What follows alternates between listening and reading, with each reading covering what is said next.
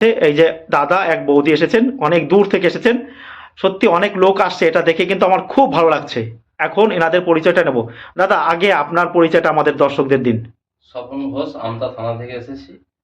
আমতা, এটা আমতা, কোন জেলাটা বলুন আগে? হাওড়া জেলা। হাওড়া জেলা। হ্যাঁ, স্বপন ঘোষ। দাদা কি করা হয়? আমি চা দোকানে থাকি। চার দোকান আছে, তার মানে খুচরো পয়সা অনেক পড়ে না দাদা?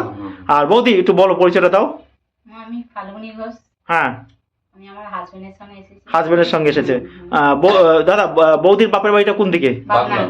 বাগনান। হুম। ওটা কি পাঁশকুড়া লাইন? না না না। হ্যাঁ, পাঁশকুড়া না, পাঁশকুড়া থেকে যেতে হবে, ধরুন যেতে হবে। পাঁশকুড়া যে ট্রেনটা চলছে বাগনানের উপর দিয়ে হাওড়া আসছে। বেশ দাদা, আমাদের এখানে এসে কেমন লাগছে? ভালো লাগছে। খুব ভালো লাগছে। হ্যাঁ। বেশ, কয়েন বা নোট সম্পর্কে আরো অভিজ্ঞতা নিয়ে যাবেন, তাই তো? হ্যাঁ, হ্যাঁ। দাদা আপনি আমাদের তো চেনা জানা ছিলে না, ছিলে? না না, বেশ বৌদি, আগে কি আমাকে চিনতে? না না না। কি দেখে এসেছেন আপনারা? ইউটিউব দেখে এসেছি। ইউটিউব দেখে এসেছেন। আর যারা আসতে চাইছে তাদেরকে কি বলবেন? আসতে তারাও পারে, আসতে পারে।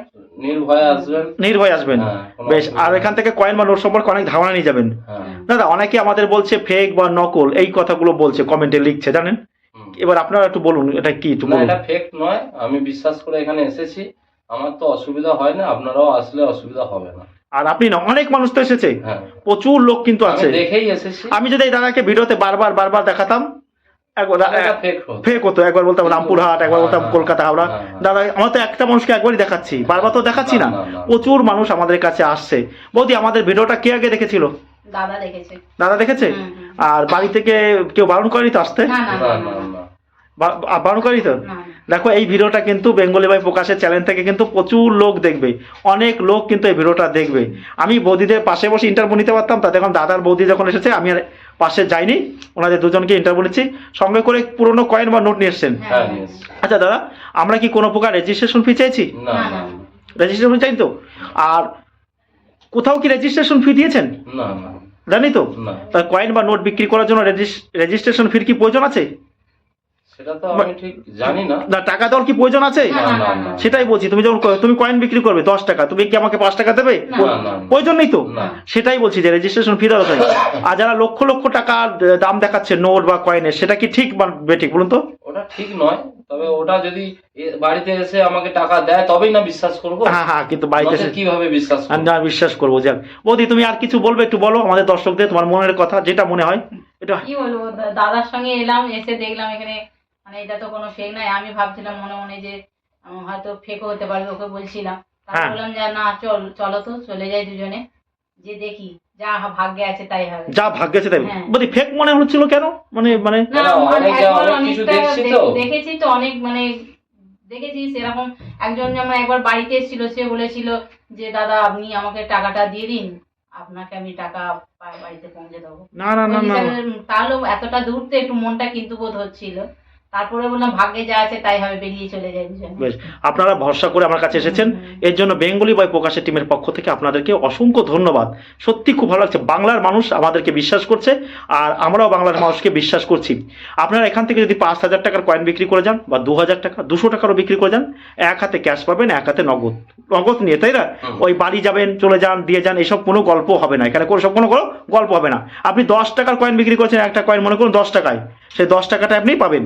এখন সঙ্গে করে পুরোনো কয়েন বা নোট নিয়ে এসছে, তাই তো? বেশ বৌদি, এখন বৌদি বা দাদা কয়েন নিয়ে এসছে, সেগুলো আমরা দেখে এসে কি নিয়ে এসছেন। দাদা বৌদি কতগুলো নোট আমাদের কাছে বিশ্বাস করে কিছু নোট আর কিছু কয়েন নিয়ে এসছেন। এই যে দেখুন, একটা 1 টাকার নোট নিয়ে এসছেন 1985 সালের। এই নোটগুলো কিন্তু কমন নোটের মধ্যেই পড়ে। এই নোটগুলোকে বান্ডিল হলে কিন্তু আপনারা গ্রাম পাবেন।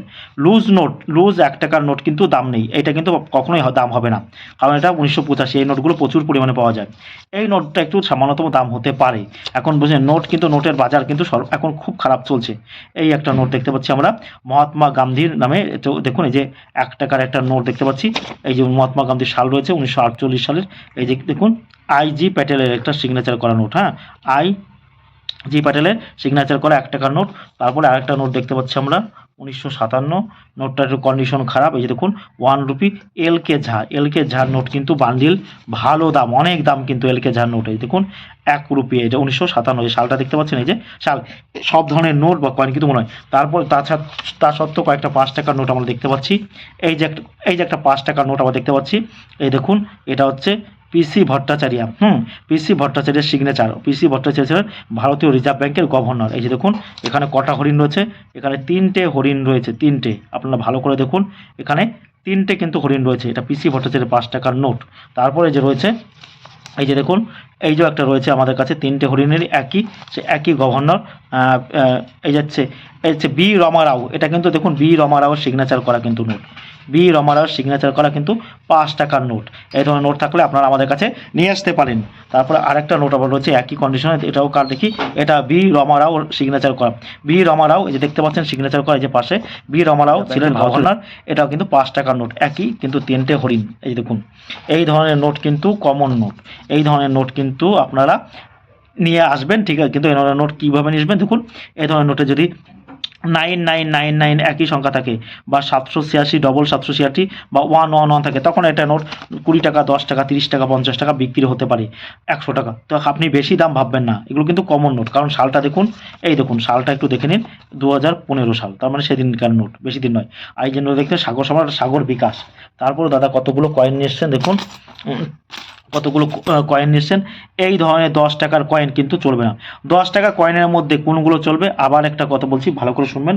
10 টাকা কয়েনের মধ্যে মহারানা প্রতাপ, তারপর হচ্ছে তাঁতিয়া টুপি, হ্যাঁ, এই ধরনের 10 টাকার কথা বলেছিলাম, সব ধরনের 10 টাকার কয়েন। দাদা বৌদি, এখানে কয়েন বা নোট দেখানো কতটা নিরাপদ বোধ মনে হচ্ছে? ভালো ভালো মনে হচ্ছে তো? তাহলে সব কয়েন বা সব নোট তো দামি নয়, বুঝতে হবে, তাই তো? বিশ্বাস করে না এসেছে, অনেকদের কাছে অনেক কালেকশন আছে, কিছু নিয়ে এসছে, আরও নিয়ে আসবেন। তারপরে আরও কিছু নোট এই যে আমরা দেখতে পাচ্ছি, ট্রাক্টর দেওয়া, আমি বারবার বলছি ট্রাক্টর অঙ্কিত এই নোটটা কার আনবেন, সেটা যার নিয়ে আসবেন অমিতাভ ঘোষ। অমিতাভ ঘোষের সিগনেচার করা কিন্তু ট্রাক্টর দেওয়া নোট আনবে। আর এই নোটটার মধ্যে যেটা আপনারা আনবেন, সেটা বারবার বলছি, সেটা হচ্ছে মহাত্মা গান্ধী গীতা পাঠ করছে। এই আর এর মালত্তার কিন্তু নোট নয়, মহাত্মা গান্ধী দেখবেন এখানে গীতা পাঠ করছে। এই ধরনের নৌকো দেওয়া নোট কিন্তু অন্য ইউটিউবে এই ধরনের দাম দেখাবে, কিন্তু বাস্তবে কিন্তু এই ধরনের নোটের কিন্তু তেমন কোনো মূল্য নেই, আর কন্ডিশন খারাপ হলে নোট কিন্তু চলে না। এই যে দেখুন নোট হচ্ছে, তাই বুঝতে হবে, সঠিক তথ্য আপনাদের জানতে হবে। আপনারা লাখ টাকা নোটের দাম দেখে কিন্তু আপনারা লোভে পড়ে রেজিস্ট্রেশন ফিসে বাড়াচ্ছেন। বুঝতে হবে যে লাখ টাকা নোটের দাম নয়, কিছু কিছু নোট বা কয়েনের দাম আছে যেটা লক্ষ টাকার উপরে, অনেকগুলো আছে সেগুলো, তার মধ্যে বুঝতে হবে। আপনারা যে কোনো কয়েন ভাববেন, এইরকম একটা কয়েন দেখে আপনারা ভাবেন যে বলেছে 20 লাখ টাকা, আপনারা দেখে সবাই ভিডিওটা আপনারা দেখছেন, মনোযোগ দিয়ে দেখছেন, আবার রেজিস্ট্রেশন ফি দিয়েছেন। কারণ করলো দেখুন এখনকার দিনে দাদা, এখনকার দিনে যা পরিস্থিতি বৌদি, নিজের আত্মীয় স্বজনদের মানুষ টাকা ধার দেয় না, তাই না? তাই তো, দিতে চায় না। কিন্তু যাকে আপনারা চিনলেন না, জানলেন না, লক্ষ টাকা দাম দেখে দিয়েছে, সে বলল 3000 টাকা রেজিস্ট্রেশন ফি দিয়ে দিলেন, ফলে টাকাটা আপনার কি হয়ে গেল, লোভে পড়ে চোট হয়ে গেল, নষ্ট হয়ে গেল। তো ঠিক তো, এখন যে বর্তমান যুগ করছে, নিজের ভাইকে লোকে টাকা দিতে চায় না।